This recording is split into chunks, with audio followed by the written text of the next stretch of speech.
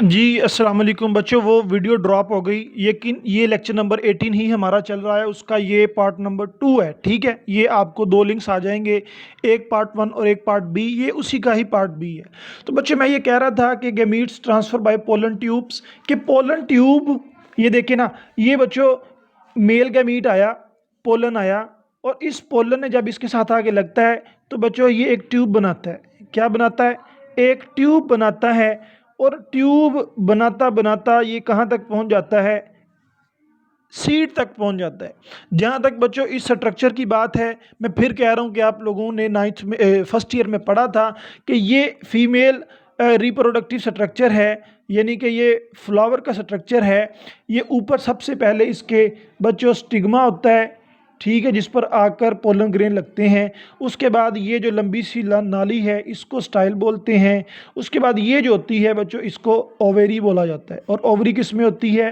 Female में होती है। और ओवरी के अंदर ये जो पड़ा हुआ है बेसिकली इट्स अ सीड, ये जो ब्लैक रंग का है। और इस सीड के ऊपर या अंदर ये जो पिंक सा है बच्चों इट्स अ एम्ब्रियो। ये एक नन्हा सा पौधा होता है जो अपनी खुराक को हासिल करने के बाद जर्मिनेट होना होता है। तो खैर ये बच्चों सीड है फॉर एग्जांपल, या हम यूँ कह लेते हैं कि ये फीमेल की बॉडी में पड़ा हुआ एक एग है, इसको स्पर्म की ज़रूरत है। तो स्पर्म मतलब मेल गैमीट मतलब पोलन ग्रेन। बच्चों पोलन ग्रेन आके इसके ऊपर लगा, यानी मेल गैमीट्स लगे, और वो मेल गैमीट्स ने मूव करना शुरू किया इस ट्यूब के ज़रिए से। ट्यूब के ज़रिए से मूव करता करता करता करता ये बच्चों आखिर यहाँ पर पहुँच गया। अब जब मेल गैमीट्स जिसका नाम पोलन है उसने फीमेल की ओवरी में पड़े हुए एग जिसका नाम सीड है, सुन रहे हो ना, कि ये मेल ये फीमेल, जब मेल और फीमेल का आपस में बच्चों कॉम्बिनेशन होता है उस प्रोसेस को क्या बोलते हैं? It will be the fertilization. तो फर्टिलाइजेशन के बाद बच्चों जो है एक इंडिविजुअल बनना स्टार्ट हो जाता है। समझ आई है? इस तरह से वो कह रही हैं कि gamete transfer by pollen tube is very safe. और इसके अलावा सीड प्लांट जो हैं वो फूड भी स्टोरेज कर लेते हैं। यानी कि बच्चों ये अंदर एम्ब्रियो है, नन्हा पौधा है, उस नन्हे पौधे के लिए वो क्या करते हैं? उस नन्हे पौधे के लिए ये देखिए बाहर सीड कोट है, इस सीड कोट के अंदर उस नन्हे पौधे के लिए खुराक भी पड़ी होती है। ठीक है, मैं आपको बड़ा करके दिखाता हूँ। ठीक है, ये बच्चों देखो, आप देख सकते हो कि ये उसके अंदर खुराक भी पड़ी होती है। यही आपकी बुक में लिखा हुआ है कि इसमें खुराक भी पड़ी होती है। ठीक है, उसके अलावा बच्चे प्रोटेक्शन होती है किसकी? एम्ब्रियो की, बाय सीड कोट। एम्ब्रियो अंदर है, बाहर उसके सीड कोट है। ये बेसिकली अडेप्टेशंस हैं जिन्होंने सीड प्लांट्स में सेक्सुअल रिप्रोडक्शन को बेहतर बनाया है। Dispersal with help of fruit formation. तो बच्चों ये जो सीड वाले प्लांट्स होते हैं ये बहुत दूर दूर तक फैल जाते हैं। किस तरह फैल जाते हैं बच्चों? जो भी सीड वाला प्लांट होगा जो फ्रूट बनाएगा, उस फ्रूट के सीड जहाँ जहाँ पर जाएंगे वहाँ वहाँ पर वो फैल जाएंगे। लाइक बच्चों मैं आपको एग्जांपल देता हूँ, चलें सेब की दे देता हूँ। ठीक है, अब सेब हमारे इलाकों में बहुत कम होते हैं, लेकिन सेब के अंदर सीड होते हैं, एप्पल के अंदर सीड होते हैं। बच्चों हम बहुत दूर दराज इलाकों से लेके आए, सेब लेके आए बच्चों, उसके सीड्स यहाँ पर हम फेंक दें, ठीक है, या किसी ऐसी प्लेस पर फेंक दें जहाँ पर एप्पल उगने की सलाहियत हो या ऐसी मिट्टी हो, वहाँ पर वो क्या होगा? फैल जाएगा। तो वो ये कह रहे हैं कि जो सीड फार्मेशन है, फ्रूट फार्मेशन है, उसकी वजह से डिस्पर्शन आसान हो गई है कि यानी बहुत दूर दूर तक जो है वो सीड खुद ब खुद फैल जाते हैं। जैसे हम बच्चों आम खाते हैं, मैंगो खाते हैं, उसके बाद उसकी जो अंदर सीड होता है बड़ा सा, उस सीड को हम किसी जगह में दबा भी देते हैं तो वो जर्मिनेट हो जाता है। ओके, ये एक एडेप्टेशन है। तो जर्मिनेट होकर एक नया प्लांट बनेगा। तो इससे मुराद ये है कि बच्चों एक एवोल्यूशन उसमें प्रोडक्शन हो रही है, रिप्रोडक्शन हो रही है। उसके अलावा बच्चों सीड डॉर्मेंसी भी है। ये छोटा सा नन्हा पौधा है, अल्लाह रब्बुल इज़्ज़त ने इसको बच्चों ऐसा बनाया है कि ये डॉर्मेंट रहता है। डॉर्मेंट क्या होता है बच्चों? ये इन एक्टिव रहता है। ठीक है, ये इनएक्टिव रहता है। कब एक्टिव रहेगा, कब इनएक्टिव होगा, ये मैं आपको बताता हूँ। बच्चों ऐसी कंडीशंस जो बेहतर नहीं है, यानी हार्श इन्वायरमेंट है, हार्श इन्वायरमेंट है, तो ये इनएक्टिव रहेगा। जैसे ही इसके लिए इन्वायरमेंट गुड होगा या सूटेबल होगा तो ये जर्मिनेट करेगा। बिल्कुल ऐसे ही। चलें मैं आपको ये डिटेल में थोड़ा सा बताऊंगा बच्चों। आगे हमारे आ रहा है सीड डॉर्मेंसी, उसमें मैं डिटेल से ये बताने वाला हूँ। अच्छा, एवोल्यूशन ऑफ पोलन ट्यूब। बच्चों कह रहे हैं कि ये जो एवोल्यूशन हुई है ना इस पोलन ट्यूब की, पहले ये फ्लावर नहीं था इतना ख़ास और ये पोलन ट्यूब भी नहीं थी। तो एवोल्यूशन ऑफ पोलन ट्यूब ने क्या किया है, ये भी एक एडेप्टेशन है for transfer of pollens. Pollens क्या है बच्चों, मैं फिर कह रहा हूँ, pollens are the male gametes. तो एडेप्टेशन है एवोल्यूशन ऑफ पोलन ट्यूब का बनना, ये मेल के जो गैमीट्स हैं उनको ट्रांसफ़र करने के लिए एक एडेप्टेशन है, बिकॉज इन्वायरमेंटल इज़ हॉस्टाइल। बच्चों इन्वायरमेंटल क्या है, हॉस्टाइल है। हॉस्टाइल का मतलब होता है कि इन्वायरमेंटल खतरों से बड़ा हुआ है, ठीक है, बहुत ज़्यादा खतरा, यानी लाइट इंटेंसिटी ज़्यादा हो तो पोलन ग्रेन्स तबाह हो जाएगा, अगर वेट हो तो भी तबाह हो जाएगा, अगर बच्चों कुछ भी कंडीशंस हो सूटेबल ना हो। तो यहाँ पर देखें पोलन्स जो हैं इसके अंदर एक ट्यूब के स्ट्रक्चर में बड़े आराम से और बड़े प्रोटेक्टिव वे में जाके अपने टारगेट प्लेस पे उसको फर्टिलाइज कर रहे हैं, ठीक है। तो बच्चों कहा यह जाता है कि ये जो एवोल्यूशन हुई है ना पोलन ट्यूब की, ये एवोल्यूशन बेसिकली सीड के बनने के साथ साथ हुई है। जब सीडिंग प्लांट नहीं थे, सीड वाले प्लांट नहीं थे, तो ये पोलन ट्यूब नहीं थी। जो ही सीड वाले प्लांट आए हैं तो ये पोलन ट्यूब भी आ गई, ये एक एडेप्टेशन है। उसके बाद बच्चों पार्थिनोकार्पी, ये पार्थिनोकार्पी एक अनदर मेथड है for asexual reproduction of plants. तो पार्थिनोकार्पी में क्या होता है बच्चों, पार्थिनोकार्पी में पार्थिनोजेनेसिस मैंने पढ़ाया था आपको। तो पार्थिनोस मीन यहाँ पर कार्प का मतलब बच्चों होता है फ्रूट, कार्प का मतलब क्या होता है, फ्रूट। पार्थिनो का मतलब होता है बच्चों फॉल्स, ठीक है। अब ऐसा फ्रूट जिसकी डेवलपमेंट हो, द डेवलपमेंट ऑफ फ्रूट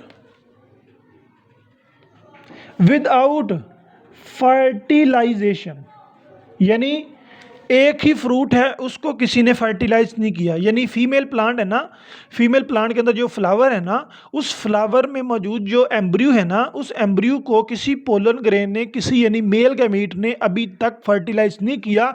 लेकिन बच्चों फ्रूट बनता ही तब है जब फर्टिलाइजेशन होती है। लेकिन पार्थिनोकार्पी में पार्थिनोजेनेसिस के जैसे डेवलपमेंट हो जाती है फ्रूट्स की विदाउट फर्टिलाइजेशन। नहीं समझ आई। और बच्चों यहाँ पर कोई सीड नहीं होता। जैसे एक फल है बच्चों, फॉर एग्जांपल ऑरेंज है, उसके अंदर सीड होते हैं, और उसके बरअक्स एक फल है जिसका नाम है बनाना।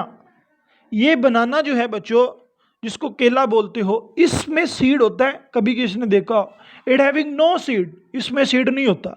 तो ये क्या है, basically it's a parthenocarpy which is produced by the nature. ये कुदरती तौर पर एक अमल है, यानी कि जो बनाना है, एमसीक्यू पूछा जाए तो आपने कहना है कि banana basically it's a false fruit, it's a fruit without fertilization. अच्छा, उसके बाद बच्चों अब हमने क्या किया है, बहुत सारे आर्टिफिशियल मेथड्स भी हैं। हमें पता चला कि इस तरह हो सकता है कि फर्टिलाइजेशन के प्रोसेस के बगैर फ्रूट उगाए जा सकते हैं। तो बच्चों हम लोगों ने इस पर रिसर्च की, और रिसर्च करने के बाद इस तरह के प्लांट्स बनाए। लाइक बच्चों ग्रेप्स आप लोगों ने शायद खाए हों या ना खाए हों, हमने तो खाए।